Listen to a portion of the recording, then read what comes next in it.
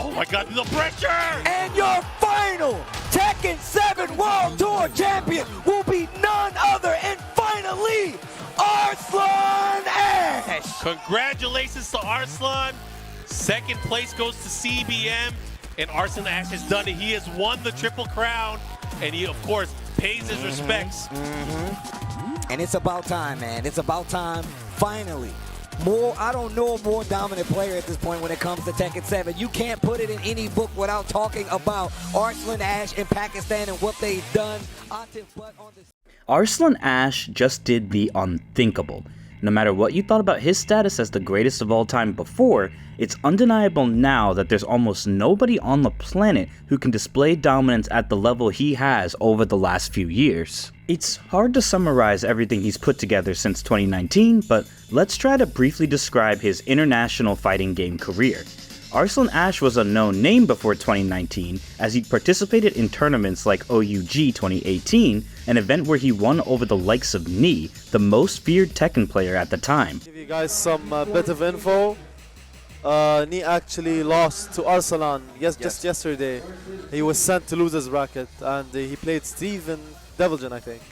After that, in 2019, he really made a splash in the global FGC by winning Tekken 7 at EVO Japan in February of that year. Oh, he got it, it's over! Arslan's gonna get the tournament! Arslan, he's your EVO Japan champion!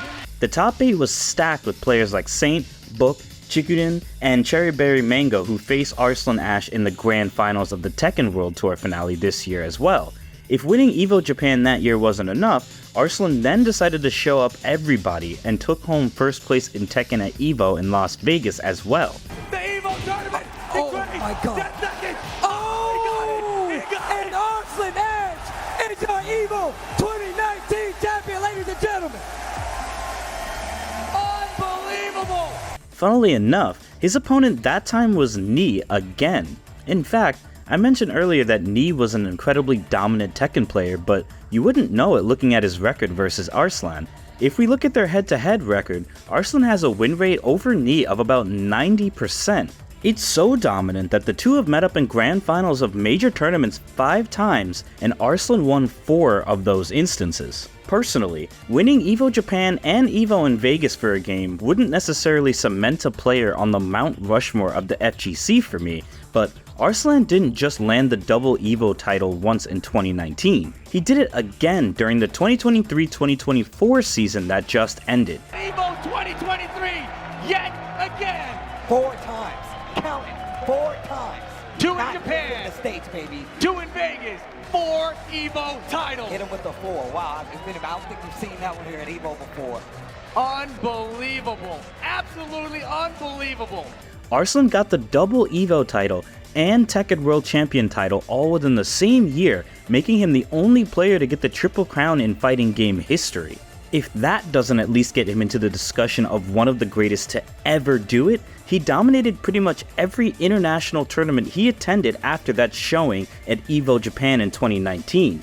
These wins include CEO, Combo Breaker, Versus Fighting, and Southeast Asia Major. I don't think I've ever seen a display of dominance this strong over this many years from any competitor in any game, let alone Tekken, which is one of the most volatile and complex fighting games out there. So, with all the evidence entered above, I'd like to formally request Arslan receive a spot on the FGC Mount Rushmore, as I truly don't think we'll see anyone at his level for a very long time. So for now, I'd like to talk about other players I think belong on this prestigious monument that maybe don't or haven't gotten the recognition they deserve. Arslan is definitely known for Tekken, and that's his biggest focus as well, but he's extremely proficient in other games. His namesake, Arslan Ash, references Ash from the King of Fighters franchise, and he's got multiple titles in those games too. Oh, there you go. Ladies and gentlemen, boys and girls, human beings, Arslan Ash is your 2022 versus Fighting 10 King of Fighters 15. That's a lot of numbers. Champion. But if Arslan is the king of a single game, I'd say there's another player who deserves a spot on this list for his dominance in an entire franchise, and that's Xiaohai. Xiaohai, to many watching this, might not ring any bells, but let me try and make his case quickly. It's pretty much generally accepted that Xiaohai is the greatest KOF player of all time. He's dominated multiple eras of the game through decades worth of iterations. He got his start with KOF 98, which was one of the most popular games in Chinese arcades during his childhood. He practiced in arcades so much that he became proficient enough to actually play the game single-handedly and beat adept opponents this way. Here's him beating Enfermo Terminal, one of Chile's best players in KOF 98, with one hand. They played a full set that ended 10-1 in Xiaohai's favor. Here's an article from 1 Million Power in which a pillar of the Japanese KOF community comments on learning about Xiaohai's skills as early as 2007. Esports then weren't nearly what they are now, but to be an international name in an arcade game at just 17 years old really is saying a lot. Xiaohai pretty much put the Chinese KOF scene on the map, and ever since then, he's been the name to beat. In 2019, he won the Neo Geo World Tour Finals in KOF 98 over his longtime rival Dakuo. And he gets the slides. As Dakuo tried to escape, Xiaohai slides in to maintain his status as Neo Geo World Tour King of Fighters 98 World Champion. He holds EVO titles for KOF 13, 14, and 15. And funnily enough, thematically with this video, he's got the double EVO title for KOF 15 in 2023 and is poised to do the same thing Arslan did at the KOF World Finals that are coming up in March. No. Oh, what a chance. That's a wrap. Xiaohai's gonna take this 3-0. And your EVO Japan 2023 KOF 15 champion is none other than Xiaohai, called perfectly by the KOF community and not by me. Congratulations, sir. Told you, man. You should have believed, man. I should have believed. And Xiaohai isn't just great in KOF. He's shown himself to be a force to be reckoned with in literally any game he takes seriously. Street Fighter is a great example of this, as he's qualified for multiple Capcom Cups while winning in KOF, and has even won a few premier level events through the years. Oh, the uppercut, this is a different Xiaohai. Oh my god, he might just do it. Level 3, that's 2 rounds straight. Who's nervous now? Who's nervous now? The pop-off from Xiaohai to Punk! Oh my gosh, and the set is tied once again. 50 points. It's easy to argue that KOF is a second-tier franchise compared to Street Fighter or Tekken in terms of competition, but what is hard to do is discount anybody dominating an entire franchise for this long without much contention. You pretty much never see this anywhere and are almost guaranteed to never see it again. Well, almost. Go, and Fatal Blow is available. Had the mic go down. Could have been it. Could have been it. No. And Sonic Fox becomes your Final Combat Mortal Kombat 11 champion. Fox is out, popped up, champion yet again. Back-to-back world champion with the Joker. 2 different games, 2 different franchises. Same character, same placement. Sonic Fox has a record that stands up similarly to Xiaohai's in my opinion, as they're both the first names you think of when imagining their respective franchises. Sonic is to Mortal Kombat as Xiaohai is to KOF. My first real memory of Sonic was back during the MKX days, where they had a pretty much unprecedented tear through the tour. ESL, East Coast Throwdown, EVO, Defend the North, and Northeast Championships were all titles they took home that year, and it was insane. You couldn't escape the name Sonic Fox if you followed fighting games, and to this day, you still can't. They're probably the most well-known name in fighting games in the Western world, and that's completely earned through their results. Speaking of, I could go on and on about Sonic's results, but I don't think you really need me to if you're already watching this video. Guess all I gotta really say is that I'm gay, black, a furry, pretty much everything a Republican hates, and the best esports player of the year, I guess. Thank you so much. Instead, I want to point out just how versatile Sonic truly is. The other players in this list have been great players in their own right, but nobody, and I mean nobody, has the range of Sonic Fox except for possibly Justin Wong. If there was a tournament in which players had to shuffle between a library of fighting games for each game and nobody knew what games were on the docket, I'd place my money on Sonic Fox any day of the week. On top of multiple Mortal Kombat games through the last decade, Sonic also has titles in Dragon Ball FighterZ, Dead or Alive, Guilty Gear Strive, Injustice, Melty Blood, Skullgirls, Soul Calibur, Marvel vs. Capcom Infinite, and who knows what else I've missed. To top it all up, Sonic is the youngest EVO champ who took the title at 16 years old, and their resume is literally unmatched. Sonic Fox is the most well-known fighting game player because he's possibly the greatest to ever pick up the sticks. The dude doesn't miss, and their abilities speak for themselves. Very simple to just chip out from that moment. Oh!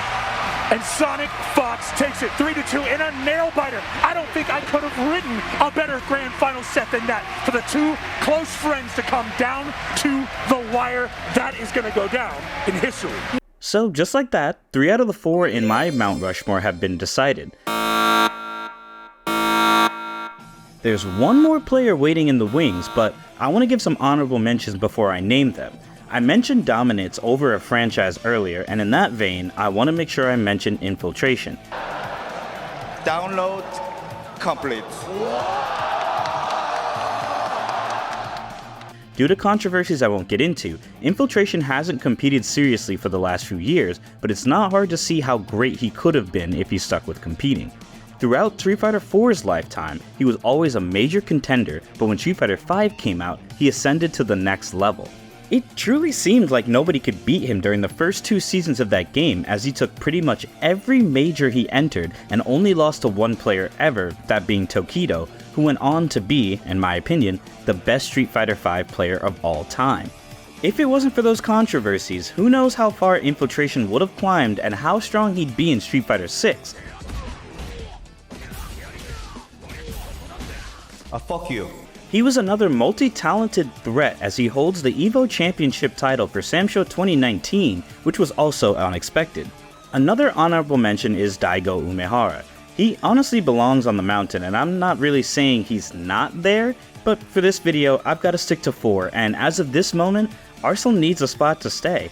In terms of modern achievements, Daigo has been extremely consistent, especially for a man his age, but he just isn't winning anymore. This isn't even to say that winning is everything, but the players I've mentioned in this list right now were winning and still are years down the line. Daigo will probably go down as the GOAT because of his longevity and how far he's pushed multiple games over those years. Oh! Uppercut! Oh! Uppercut, and Daigo Umehara is your Evolution 2010 champion. Wow. Right down to the last hit in the final round. But the reason I can't give that spot to Daigo is because Justin Wong has Daigo beat in range for me, and he's still winning and innovating. Justin Wong has multiple EVO titles in games I bet many of you have never even heard of. He's been a household name of the FGC for decades at this point, and he's still a force to be reckoned with in major titles. Justin Wong! Oh my god! Daigo and Justin probably can share this spot depending on what you value, because Justin has the range, and Daigo is still competing in the most heavily contested fighting game on the planet. There's no fighting game with the quantity or level of competition of Street Fighter right now, and Daigo is still at the top of that game. Justin probably could be if he was playing full time, but his focus is on other things in life. Even with that though, Justin Wong still finds a way to win a major in some random game pretty much every year. These games aren't as highly contested like with Street Fighter, but I personally value winning and range over middling placements over time. Got that steer done. One chip away, one pixel, and Justin Wong takes it. Justin Wong. He takes it with the short hop. Wow. Justin Wong is your CEO 2023 champion here in the grand finals. And so just like that, that's my FGC Mount Rushmore going into 2024. I think these achievements are insane and immortalize the peak of the FGC. It takes generational talent to land your name in these spots, and these names won't be forgotten anytime soon. Arslan Ash did what many believe to be impossible this year, and I'm sure he's inspired hundreds to put forth the effort into trying to beat him even more. The FGC is entering a new era with the release of so many new games, and tournaments growing to be larger than ever. It's only a matter of time before these records are shattered and we have to make a new Mount Rushmore.